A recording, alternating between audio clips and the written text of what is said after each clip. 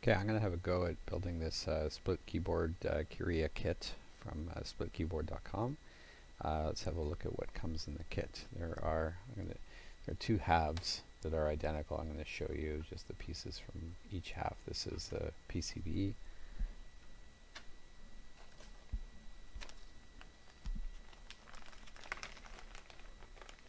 It's a series of diodes and resistors as part of the kit, along with some jacks to connect the two halves and the reset buttons. Let's move all these out of the way.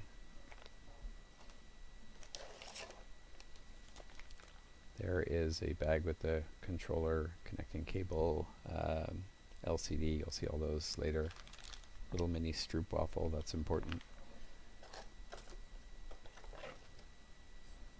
There's a couple different cases available. This is a transparent plexiglass, one half of it that the key switches go into. Rotary knobs, those are optional, but I'm going to stick one on each half.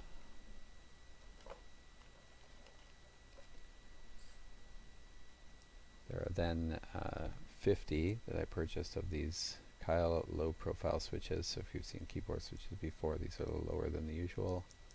There are also the Kyria designs, these two little square pegs.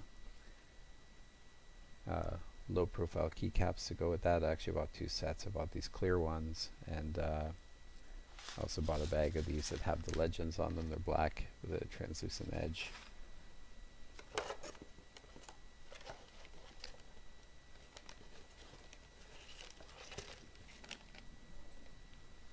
There's also a set of little screws and bolts for connecting the cases. And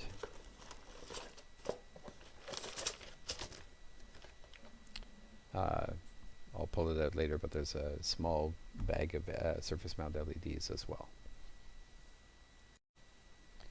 Okay, first step here is to install these diodes. Come in a big strip like this. They need to be installed in this PCB on the little markers and through from the bottom side, like this guy here.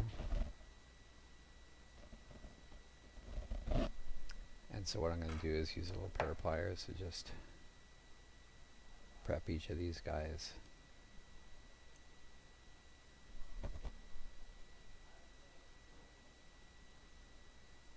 Like that.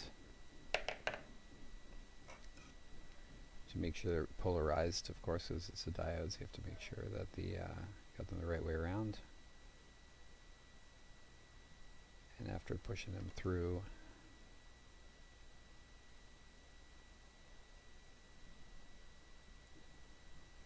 we'll bend the legs back on these so they'll stay in place so we can solder them later.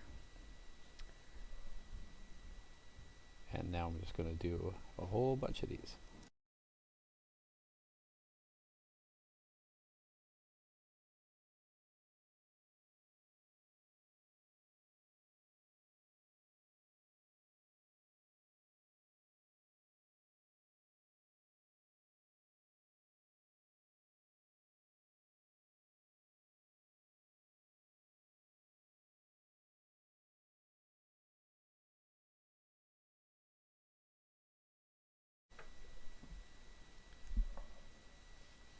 Okay, so all these diodes have been pushed through now, and their legs bent outwards, so now it's going to be time to solder them all, and then we'll clip off the ends.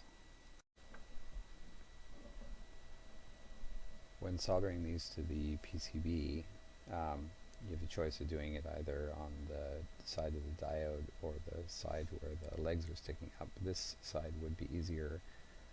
However, they tell you if you're going to use the low profile switches like I'm using, you want to do it on the other side so you can clip these off and keep the whole thing super flush. That's what we're going to do, even though it's a little bit floaty here.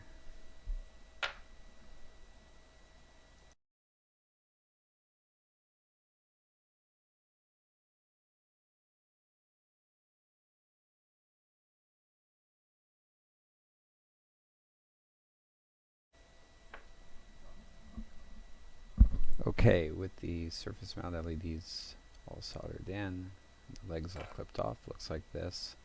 Next step is to install the LEDs. They come in a little strip that looks like that. Take them out, they're pretty small. Kind of hard to see with this camera. They're keyed, of course. They have a directional like other diodes, and so they have a little marking on the PCB and a little corner that's cut off on there that corresponds to pin 1. These will have to mount here. In order to do that, I'm going to put down a little blob of solder on each pad first.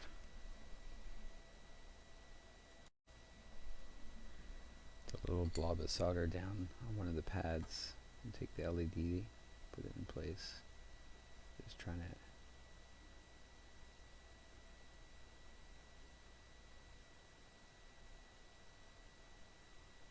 help that one guy so it adheres.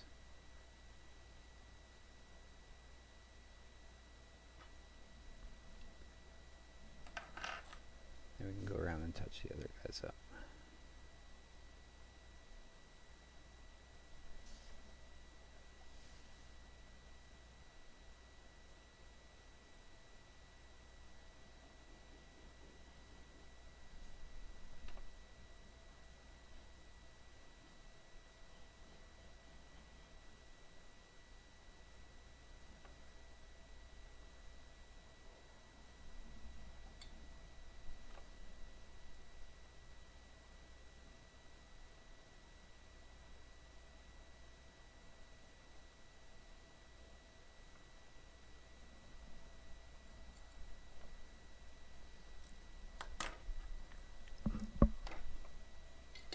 Repeat that a bunch of times.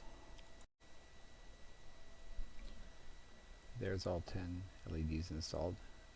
Not super happy with my surface mount technique, but I guess we'll find out if we power mount them whether they all work or not.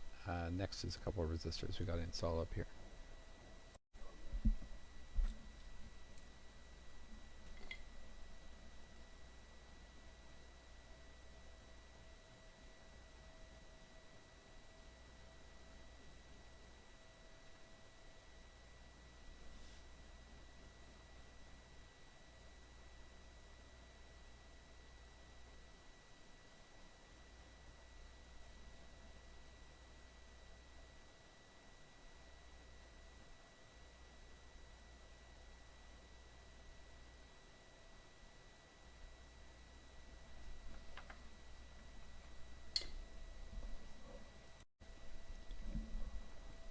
Next up is a reset button, which just got held on the surface like that. I'm going to flip this over, lay it down carefully, solder this side of it.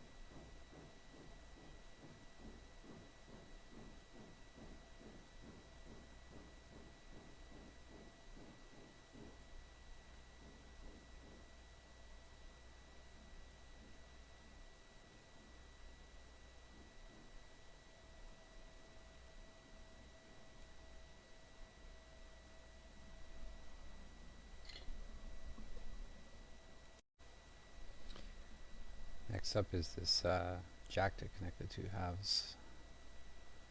Flip this over and try and carefully lay it down.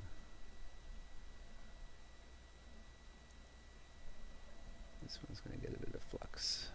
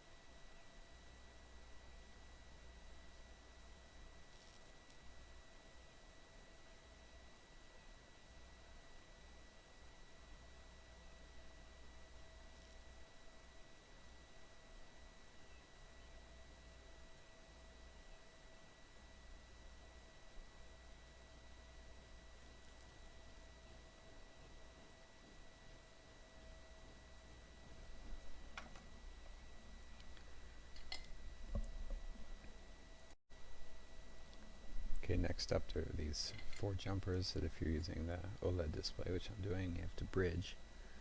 And we just do that by heating the pads up.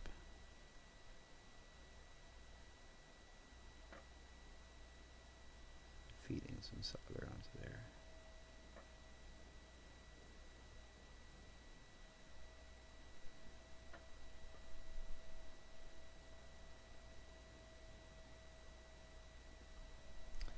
That's not very clean. Clip that off after.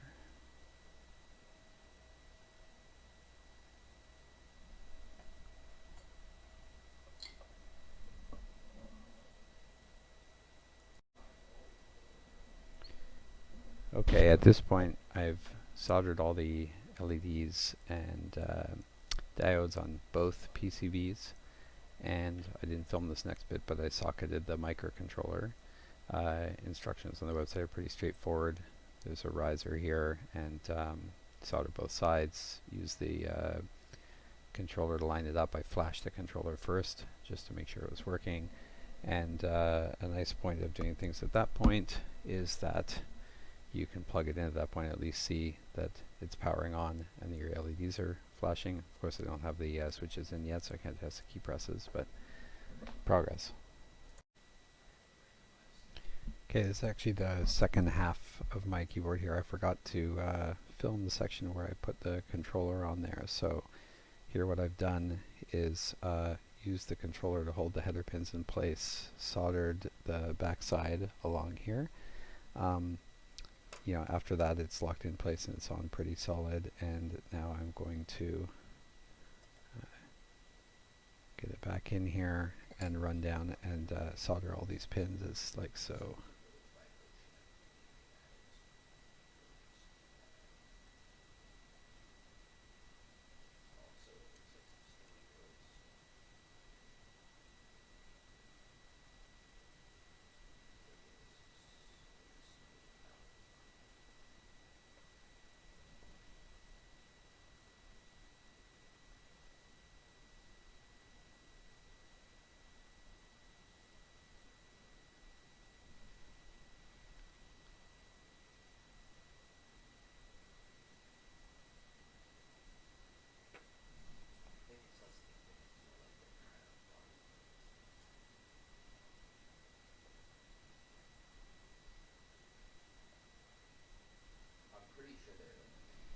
That's the 4 corners done. I'll run down and do the rest afterwards.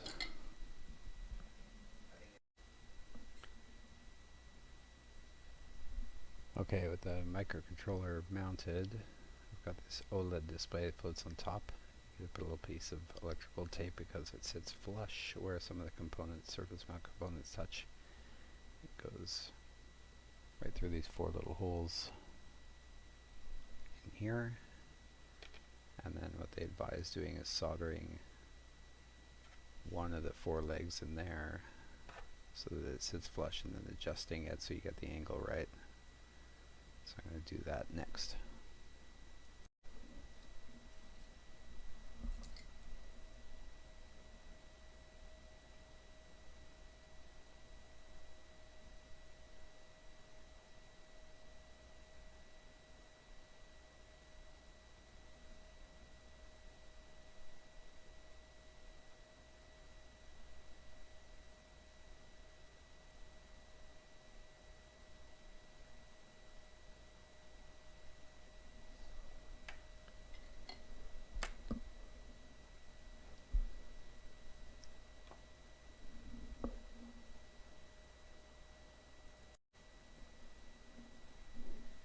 Alright, next up I've popped in this rotary encoder, which you can optionally put in one of 3 places. I'm going to try it up here.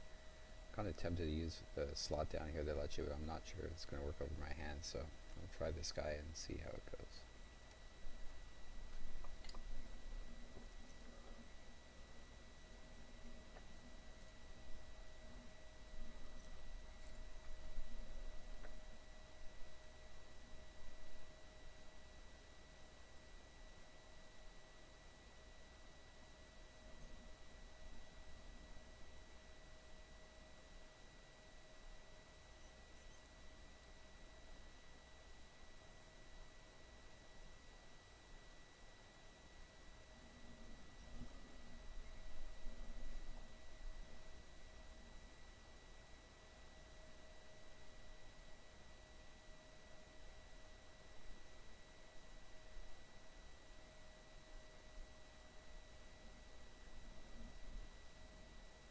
side legs are optional.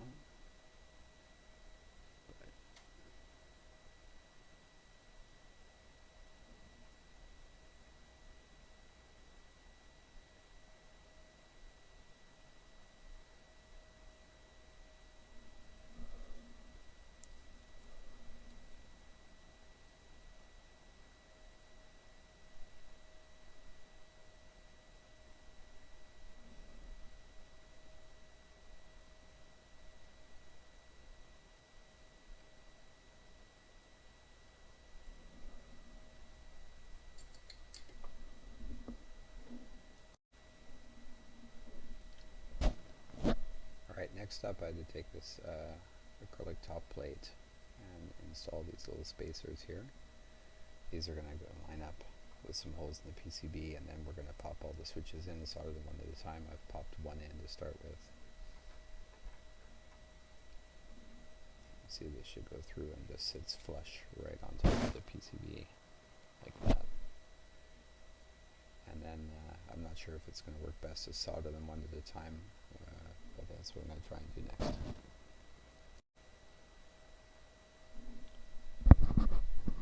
Alright, so all the key switches surface mounted now, and plugged in and tested it. I only had one key that wasn't working, and it was just one that I'd forgotten to solder, so all lights up. Haven't programmed the display yet, but that'll be next. That'll be it for today though.